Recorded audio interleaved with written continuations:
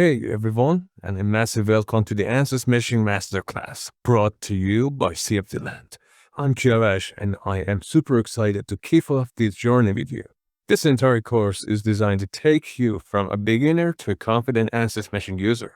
And the best part, it's completely free. Our goal here at CFD Land is to give you practical, useful knowledge, everything you need to become a mesh expert without any fluff. We'll be going step by step, tool by tool, with real-world examples. To make sure you don't miss out on any future sessions, please hit that subscribe button right now. Give this video a thumbs up if you're ready to learn, and don't forget to share it in your student groups or with any colleagues who could benefit. Your support helps us keep creating awesome free content like this. Alright, let's jump into session 1, Introduction to ANSYS Meshing. So, what are we diving into today? In this first session, we got 3 main goals. First up, what is ANSYS Meshing? We'll break down exactly what this powerful tool is and what it's used for in the simplest way possible. Second, and this is a big one, why mesh quality matters. Seriously, understanding this can be the difference between a successful simulation and a frustrating waste of time. We'll see its impact on both CFD, that's computational fluid dynamics of fluid flow, and FEA, finite element analysis for structures. And third, we'll take an overview of the ANSYS Workbench environment. This is where all the magic happens, so we'll get you familiar with the basic layout. This session is perfect for every student and CFD learner out there looking for a clear and simple introduction. And remember, this is all proudly presented by cfdland.com. Okay, let's just start with the basics. What exactly is ANSYS Meshing? In simple terms, ANSYS Meshing is a special tool, or component as ANSYS calls it, inside the bigger ANSYS Workbench software. Its main job is to create something called a finite element mesh. Now, what's that?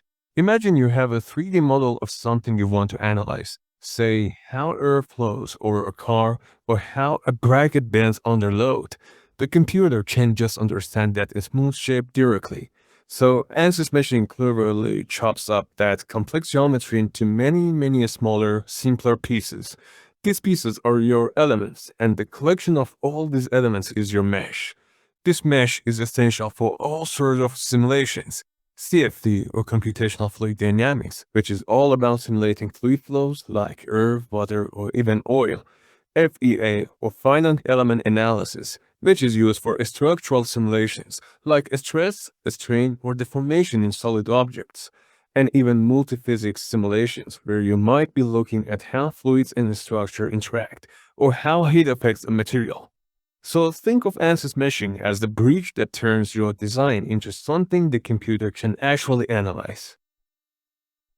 ANSYS Meshing is packed with some really cool capabilities. Let's look at the key features. First, automated mesh generation. This is a huge time saver. For many cases, ANSYS can create a pretty good mesh for you with just a few clicks. It offers multiple mesh methods. This means it can create different shapes of elements like tetrahedral elements, which are like little pyramids, hex elements, which are like tiny cubes, or even a hybrid mix of different types. We'll explore these in later sessions, but it's good to know the flexibility is here. It's also physics aware. This is smart. It means the software can tailor the mesh depending on whether you're doing a fluid flow simulation or a structural one, because different physics need different kinds of meshes. Parallel processing is another great feature. If you have a computer with multiple cores, which most modern computers do, ANSYS Meshing can use them to speed up the meshing process, especially for large complex models. And critically, it has robust mesh quality controls. This allows us to check and improve our mesh, which, as we'll see, is super important. Now, where does this mesh go? It's used by various supported solvers within the ANSYS family, including ANSYS Fluent and ANSYS CFX for CFD simulations, ANSYS Mechanical for FEA, and even ANSYS Electronics for electromagnetic simulations. Alright, this next part is incredibly important. Why does mesh quality matter so much? Think of it in this way. Your simulation results are only as good as your mesh. It's the foundation of everything. If you have a good mesh, you're much more likely to get accurate solutions that actually reflect what would happen in the real world. Your simulations will often achieve fast convergence, meaning the solver finds a stable solution more quickly. You'll have a stable simulation that don't crash or give weird results. And ultimately, you get reliable results that you can confidently base decision on. But if you have a poor mesh, and trust me, it's easy to make one if you're not careful, you could get wrong results, sometimes widely inaccurate, and you might not even realize it. You might face convergence failure, where your simulation just can't find a solution. This leads to wasted time troubleshooting and rerunning simulations, and that can cause project delays which no one wants. Look at this statistic. 70% of simulation failures are mesh related.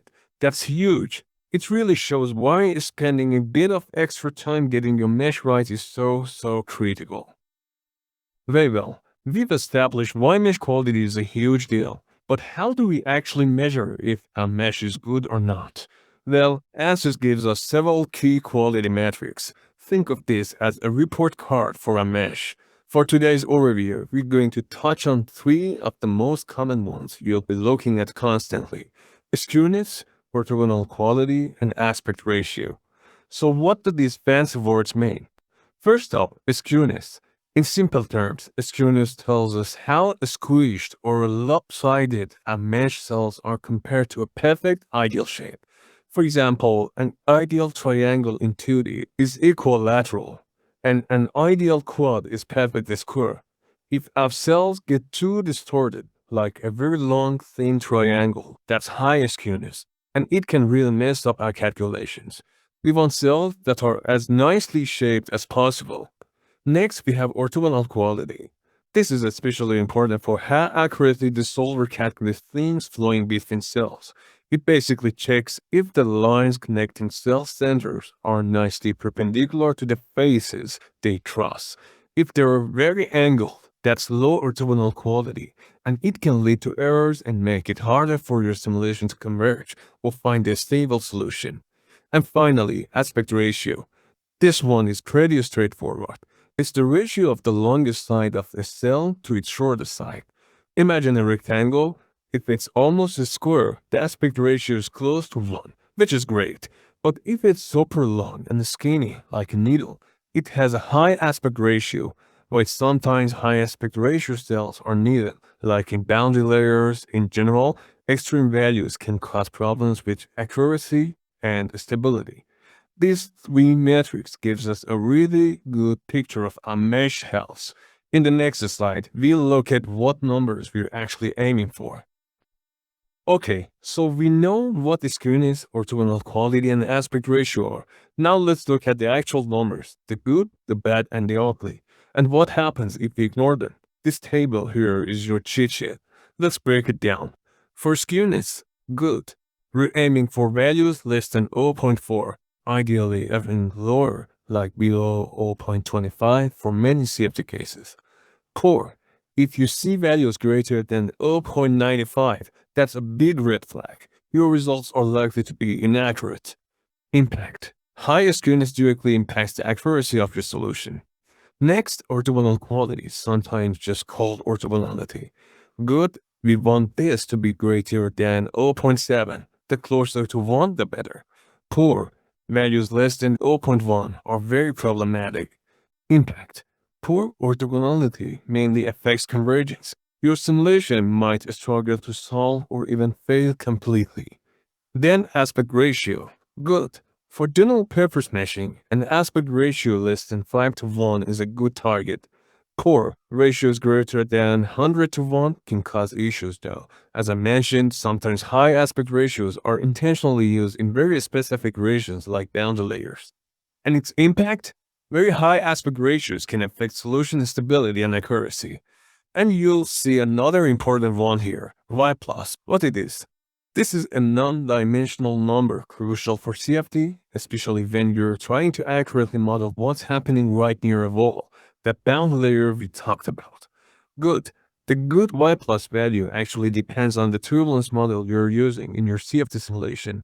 It's not a single number, it's a target range.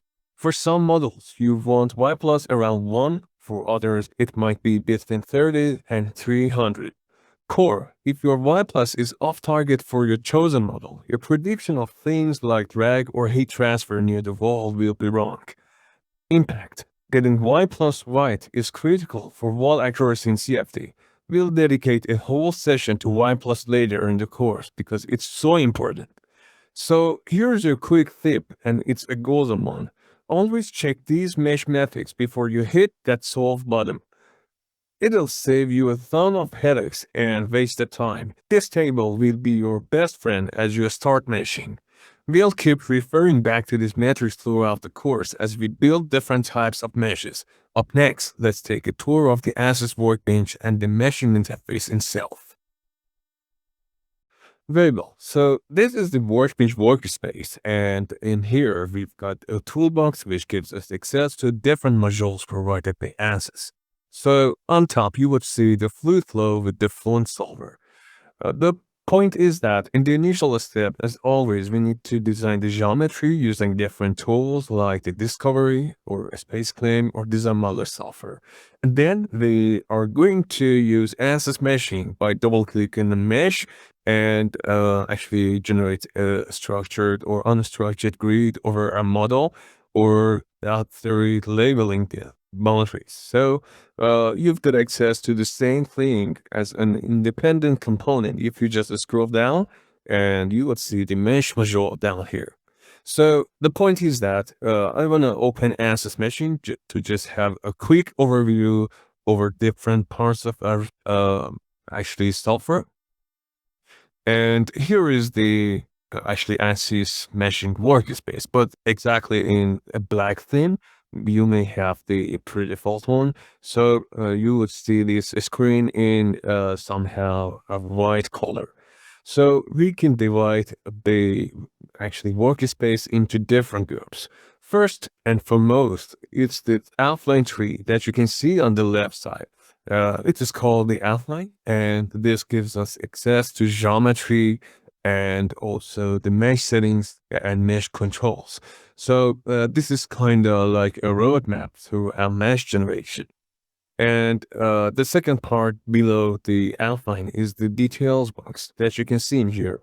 Actually, I can call it the most important section of ANSYS Meshing, and this gives us a detailed view for the properties after selecting each of the boundaries and any edge or any space or any actually volume. And we will have much more to do with this section in the later sessions. The third one is the workspace and the biggest part that you can see on this screen. Actually, this part gives us access to the three-dimensional model, and we can actually check it. We can select all of the faces, all of the edges, and we'll take the view and do some steps to actually provide an overview of our model. And down here, you would see a bar like this. This is called the message area, and you can see the messages painting here. It actually shows us the progress, the warnings, and the errors, and it could be a kind of guide when we're using ANSYS Meshing. And on top, you would see all of the tabs, including Home, Mesh, Display, Selection, Automation, Learning, and Support, and also some toolbars that could be very helpful when it comes to mesh generation. So for now, we are done with session 1. We want to keep this session short but useful and practical. So be with us in session 2, which will be about the mesh types. I mean the structure, the hard grid, the unstructured grid, and it is one of the most critical actually sessions when it comes to mesh generation, because this is kind of the foundation of mesh, and you have to know it in order to become a mesh expert.